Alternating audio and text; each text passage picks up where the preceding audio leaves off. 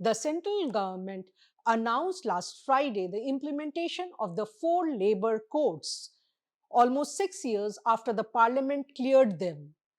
The labor codes are set to give a boost to the economy by unshackling the restrictive labor market, generating employment, besides providing social security cover to the unorganized sector workers. We have with us today Union Labor Secretary Vandana Gurnani to talk to us about the labor codes and what does it mean. Welcome to the print, ma'am. Ma'am, I want to begin with asking you that the implementation of these labor codes. So, what do they mean for the workers, for the labor market, for the industry, and the economy? Yeah, so I'll begin by an overarching kind of an analysis. Uh, if you remember, we had 29 acts before these four codes came into being. So, what these codes have done is that they have, first of all, consolidated a very fragmented legal framework. They have also, consolidated these various acts which were there. They have made uniform definitions which were variable in the previous acts, and therefore, what one is expecting through this is better compliance, better worker welfare that will flow through this, better productivity, and also better economic growth and employment. So that's the overarching kind of a statement about the codes. But specifically to what you asked, I'll begin one by one. You said what it means for the worker. So I think for the worker, these codes would be a game changer in terms of the number of benefits and the scope of benefits that are likely to flow in. The very first being, I'll start with wages and the terms and conditions of employment. The codes provide for a mandatory appointment letter. Now, this would make sure that the terms of engagement and the appointments are fully transparent. The code also provides for universal minimum wages. In the earlier act, the minimum wages were actually limited to the employments in a schedule. So it was, in terms of numbers, only about 30-35% of the workforce was covered. Now, each and every worker in the country would be entitled to a minimum wage. So that's the other big change that is going to come. The timely payment of wages would be ensured. Timing has been very clearly defined in the law. For a daily wage worker, it must be at the end of the day. For a worker who works for a month, within 7 days. There'll be no discrimination on grounds of gender, whether it's men, women, or transgender. There would be a national floor wage, which would be fixed by the government of India. It would be a statutory floor wage, and the states would necessarily have to fix wages above this floor wage. Second thing the workers would benefit from is the universal social security, which would now be extended to unorganized workers as well as gig workers. The third, I would say, is again the universal application of occupational health and safety provisions, which again was earlier limited to 7 sectors like factories, mines, etc. Now this will be universally applicable, and the standards for safety would also be fixed nationally, which will be applicable throughout the country. So, universalization of minimum wage, social security, and occupational health and safety standards, annual health checkup, and there are several other benefits, but broadly, I'm explaining these three would become universal. The second point you had asked was about the labor markets. So, labor markets would certainly benefit from the flexibility that will come in, flexibility that comes in through a fixed term employment, which would enable establishments to actually hire workers directly on contract with them on a fixed term employment, fixed term engagement. It will help with project based work and seasonal work. Instead of doing it through a contractor, it would be done through a fixed term. Ma'am, I'll interrupt you here. So, the fixed term employment, it has been introduced in the labor code for the first time. So, this will also ensure that contractual employees get the same benefit as a regular worker, including gratuity. Yes. So the fixed term employment for the worker is a very beneficial provision because they would get a regular employee kind of provisions for leave, maternity benefit, and also gratuity if they complete 1 year. So that's a big advantage that will be to the benefit of workers. The labor market would also witness improvements in productivity because of all the welfare and health and safety measures, including the annual health checkup. So these will be the changes in the labor market. Your third question was about the industry. So, in terms of the businesses and industry, I think the biggest change would be in terms of the compliance framework. The compliances would be reduced significantly. First of all, the number of sections and rules are brought down to one third. The registration, licensing, etc., has been made very easy. Instead of 8 different registrations earlier, it would be a single registration. Instead of 4 different licenses, one license which can be pan India if the person so desires. Instead of 31 returns, only one return has to be filed. So that way, it has been simplified significantly. Provisions for decriminalization are there. There is also the concept of facilitation instead of just an inspector who would be guiding the industries. Provisions, as I said, of fixed term employment. So, what one hopes is that with the compliance reduction, this should also hopefully lead to more domestic investment and therefore coming to the economy part, higher domestic and FDI investments should increase. Productivity should increase with all the welfare and the health related provisions in the labor market and the economy. The incomes in the hand of people because of minimum wages should increase, and therefore consumption should ideally increase. So, all these factors together should lead to more and more employment and economic growth.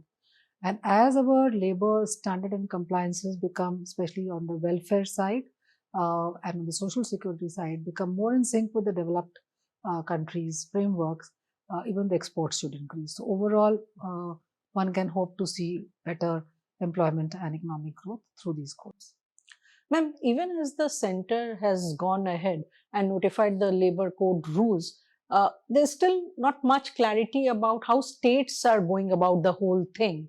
So, I mean, by when will states notify their rules? And I mean, are there states which have not come on board?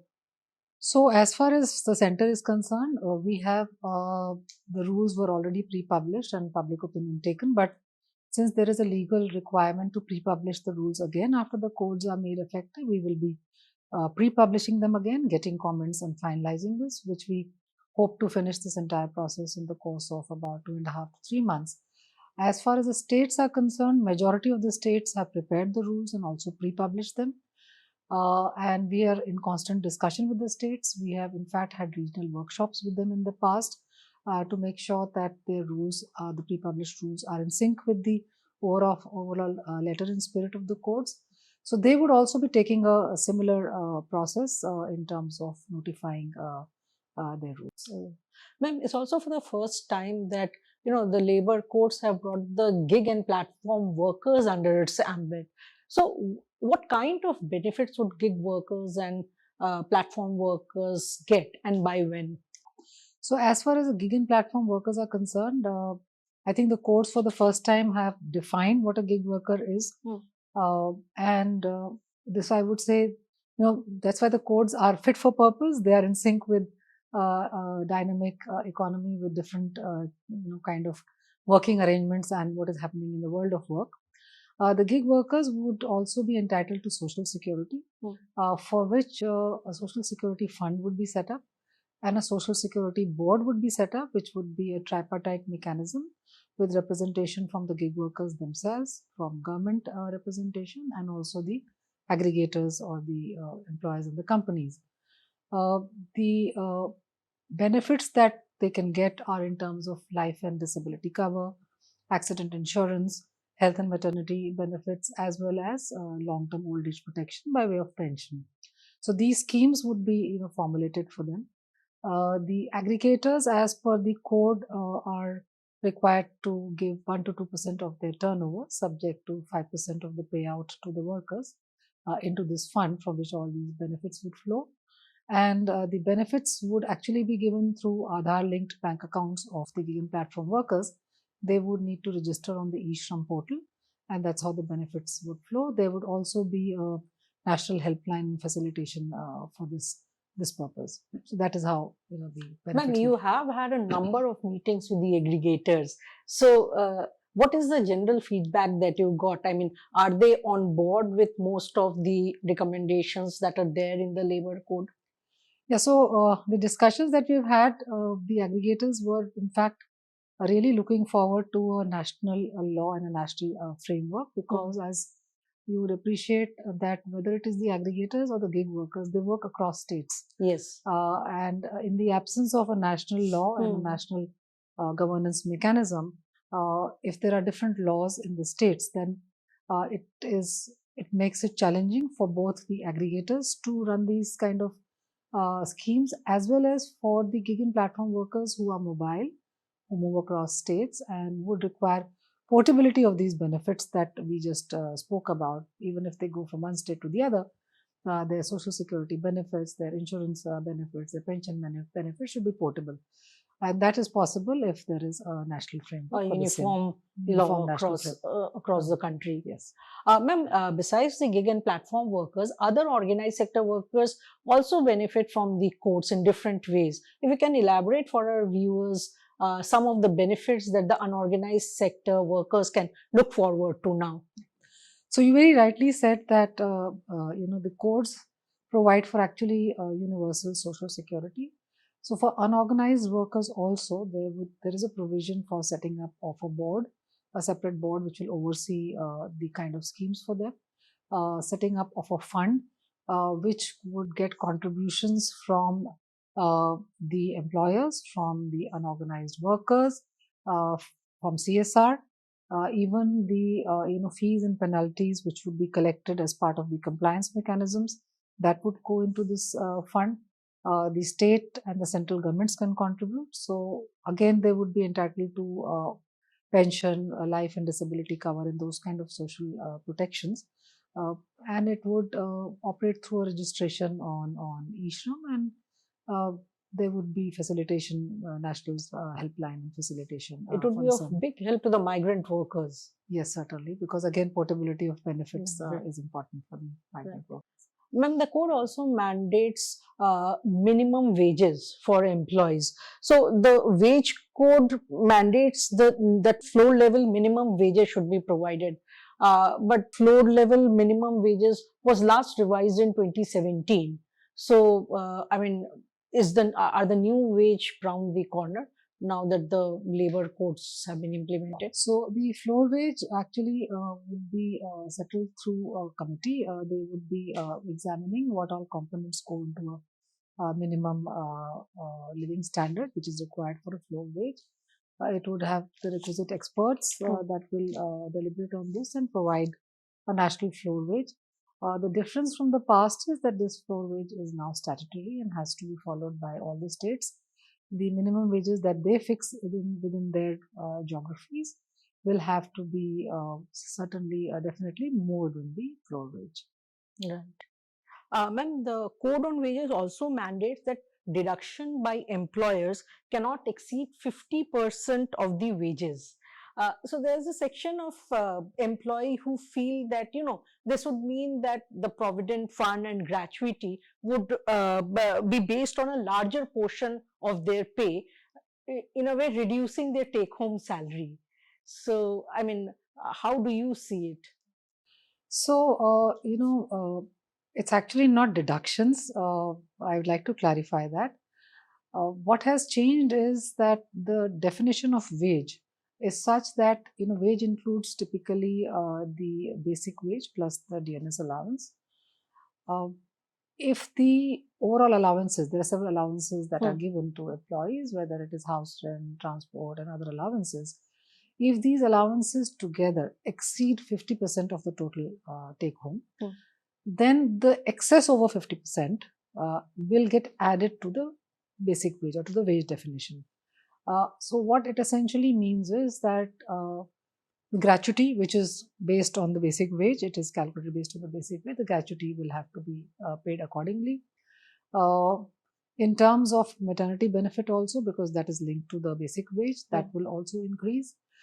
In terms of provident fund, as of now the wage ceiling is 15,000. So it should not have that much impact on the provident fund contributions.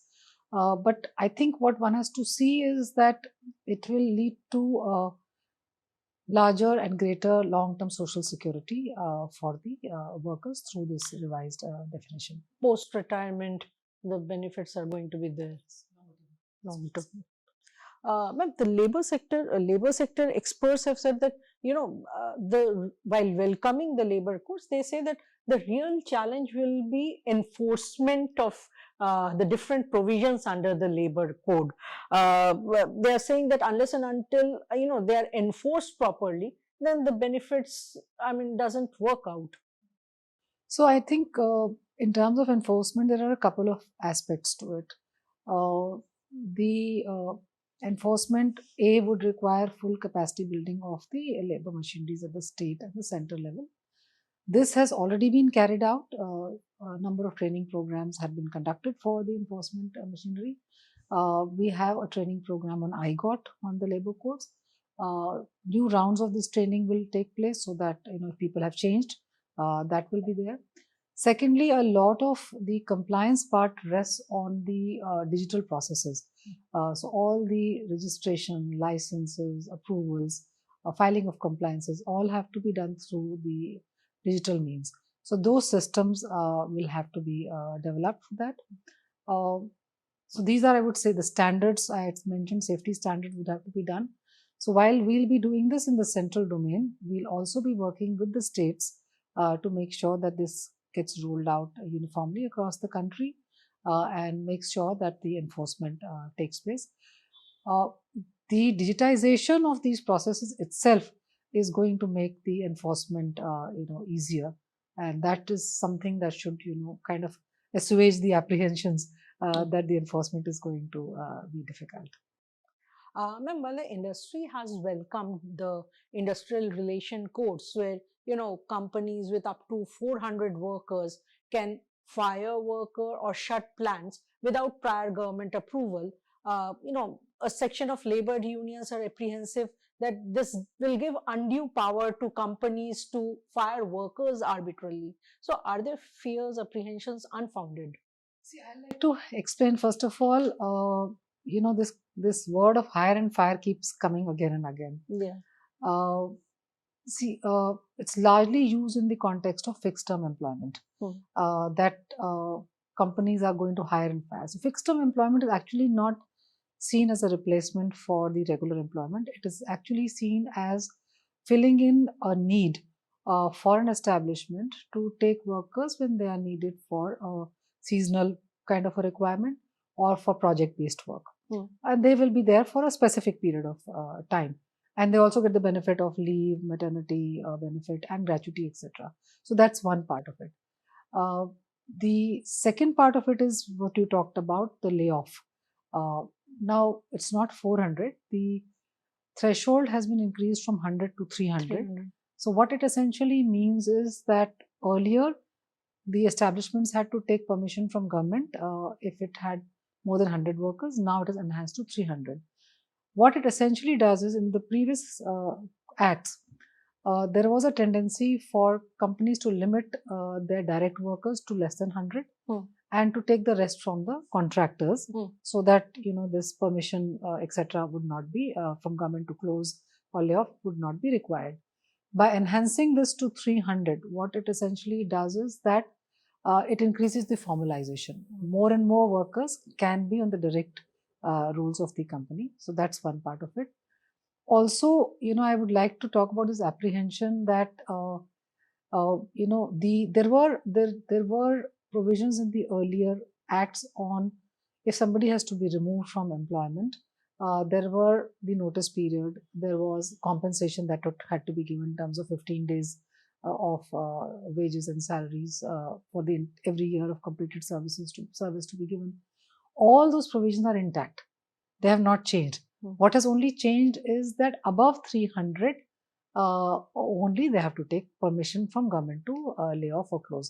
But they must comply with all the conditions which are there in terms of compensation, providing adequate notice. So therefore, that fire and hire, I would say, is in sense a misnomer. It's not that somebody comes to a workplace today and is told that the person arbitrarily. yeah, so it's not that. Also, it will benefit the small companies, the small companies in the MSME sector which were right now not scaling up, fearing this. So this will help them scale up their businesses as well. So when businesses scale up, employment improves. Also, as I said, it would also increase formalization because the companies can directly take them instead of having to take, say, less than 100 directly and more than 100 through a contractual through contractors.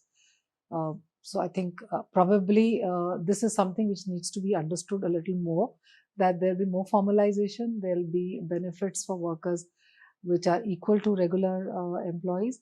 Also, a softer component of that is, which is not spoken about much, which I like to highlight, is that for every worker there is an aspiration to work directly with the company and not through a contractor. It looks good on their experience and their CV. Cuts away the It cuts away. So that aspiration is also met, and also their future employability also increases when they have worked directly with the company. So overall, it I think is a win-win situation for the labor market from both the employee perspective and the employer perspective. This labor code also gives a big leg up to women, working women, especially in the unorganized sector. So if you can elaborate a bit on that. I think I'm glad you asked this question. It has several provisions which would increase the participation of women in the workforce, starting with removing all the prohibitions and restrictions that were there as far as women are concerned in the previous acts. One, it removes the restriction of women having to work in hazardous industries. This was a restriction before, so now women can work in all types of occupations and employment. Obviously, the safety protocols have to be followed, which have to be followed for women also. Similarly, nighttime employment for women, which was not allowed earlier, has been permitted, again with the conditions that their consent should be taken and adequate safety precautions in terms of CCTV, transport, etc. should be provided. Thirdly, there are provisions for creches. Now, the difference in the provision for creches from before is that earlier creches were required in an establishment which had more than 50 women employees. Now it says it is more than 50 employees, irrespective of the gender. So these kind of care facilities would need to be expanded. Companies could pool it in a place and do it. It need not necessarily be in every such establishment, but this is a very progressive kind of a provision. Women's representation in whether the wage board, social security board, various boards will be set up at the national level and the state level. 1/3 of the members in these boards have to be necessarily women. Grievance redressal committees will have to be there at every workplace. Again, these would have proportionate representation of women. So as I say that women's representation, whether in terms of the policy or in terms of the workplace, both are set to improve with the codes. Ma'am, now that the codes have finally been implemented, so what next on your plate? I think next on our plate is to make sure that we are able to get the subordinate legislation and rules finally published in time, and get into all the nitty-gritty and steps that are needed to implement the codes, both at the national level and at the state level, which would include having all the digital processes in place, which would include having the web-based inspection systems in place, and making sure that our entire labor machinery is geared up to be able to implement. How long will that take, ma'am? And also, are there some provisions which has already come into force? I mean, which doesn't need the rules to be notified? Yes. So the provisions in the codes which are not requiring any subordinate legislation, they are already in force. A large part also needs rules regulations, both at the central level and state, which would happen maximum in a period of 3 months. And the boards that have to be set up, the digital processes, etc., they would be taken up simultaneously. Thank you so much, ma'am, for talking to us. Thanks a lot for having me.